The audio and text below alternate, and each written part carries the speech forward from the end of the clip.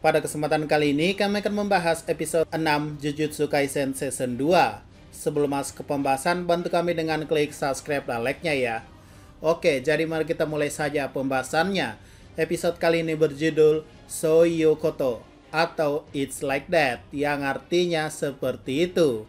Scene dibuka yang melanjutkan perjalanan Yuji, Nobara, dan Megumi pada season 1 sebelumnya, di mana mereka kali ini masih terlihat jalan-jalan.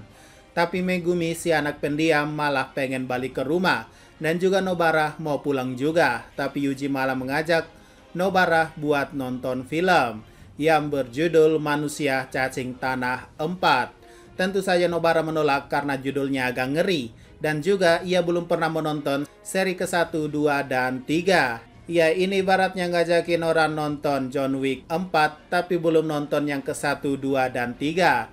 Lanjut, Yuji membujuk Nobara bahwa nggak masalah kok. Ia pun memperlihatkan sinopsis atau trailer dari film tersebut, yang menurut admin agak sus. Ya, nanti admin bahas soal film ini ya. Intinya adalah seorang ilmuwan gila bernama Dr. Richard menggabungkan manusia dan cacing, hingga dia menjadi manusia cacing.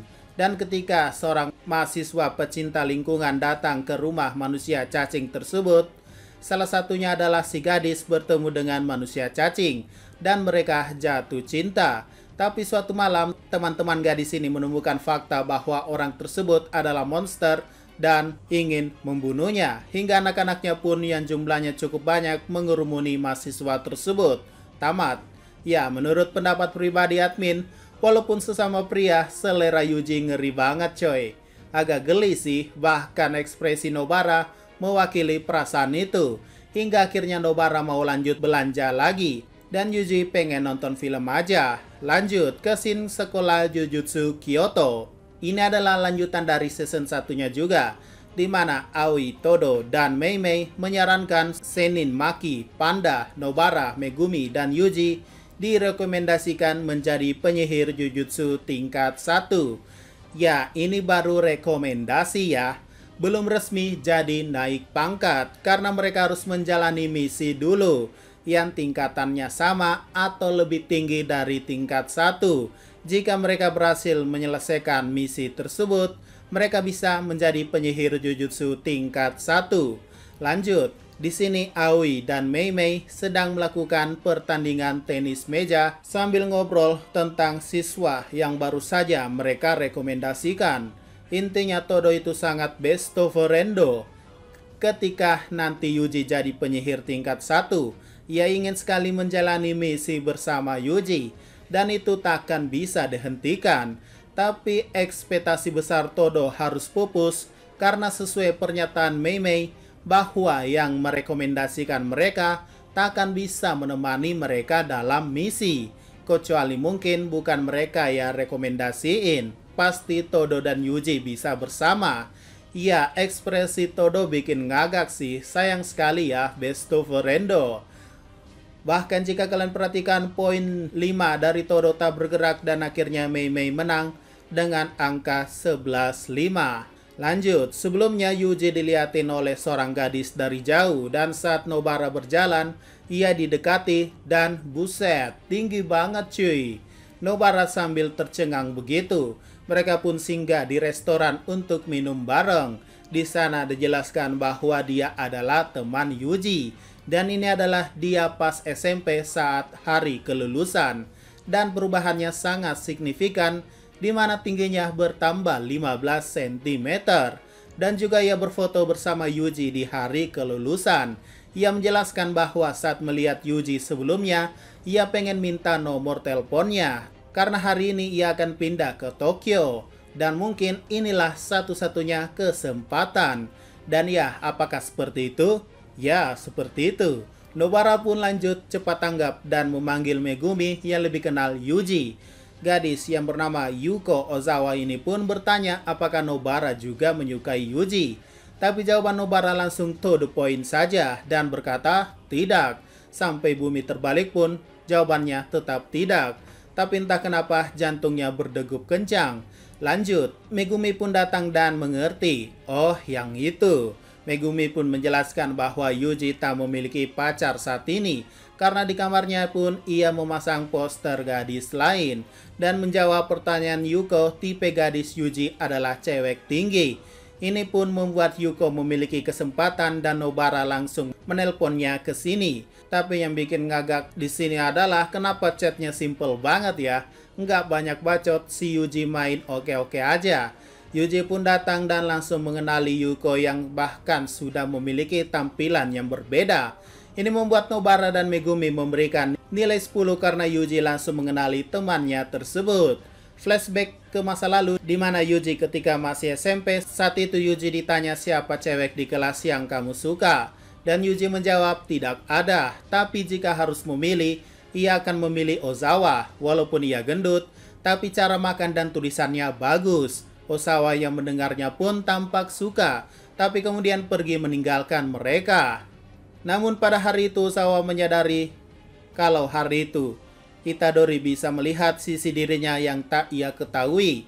Tapi sekarang mungkin ia memiliki kesempatan setelah perubahan dirinya. Tapi ia sadar ia sama saja dengan hidup standar yang ia benci ke orang lain.